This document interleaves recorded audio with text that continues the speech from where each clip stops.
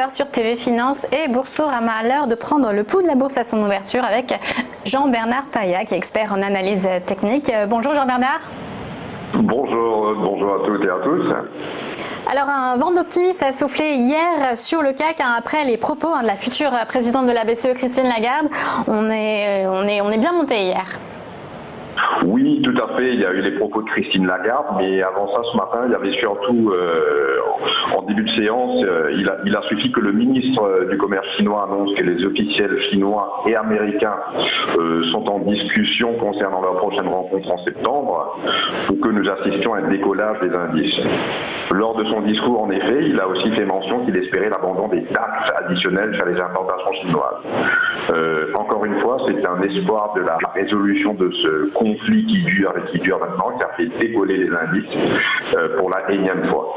Mais voilà, il n'y a toujours rien de concret concernant un accord sur la fin de cette guerre commerciale. Et il est clair que maintenant, qu'il n'y a que certains des éléments qui influencent les mouvements boursiers, notamment les communiqués concernant la guerre commerciale, les tweets de Donald Trump et les annonces des banques centrales. Nous évoluons désormais dans un climat économique mondial difficile qu'il faut souligner. Résultat, les mouvements sont amplifiés dans un sens comme dans un autre, sans vraiment de conviction, mais surtout sur des news. Et j'ajouterais qu'il est fort probable que nous continuions ainsi pendant encore quelques temps. Ces comportements, bien sûr, feront sans aucun doute le bonheur des traders et des scalpers, car il y a beaucoup de mouvements. Le CAC, pour en revenir à l'indice parisien, a clôturé hier sur un niveau clé, les 5450 points, avec plus de 1,50% de gains sur la séance. Un ancien support devenu résistance.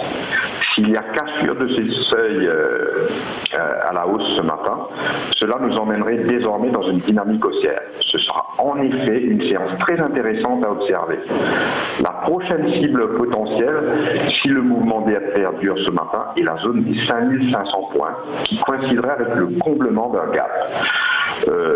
Mais encore une fois, il faut rester prudent, car un tweet de Donald Trump ou un communiqué en provenance de la Chine pourrait refaire basculer les marchés dans l'autre sens.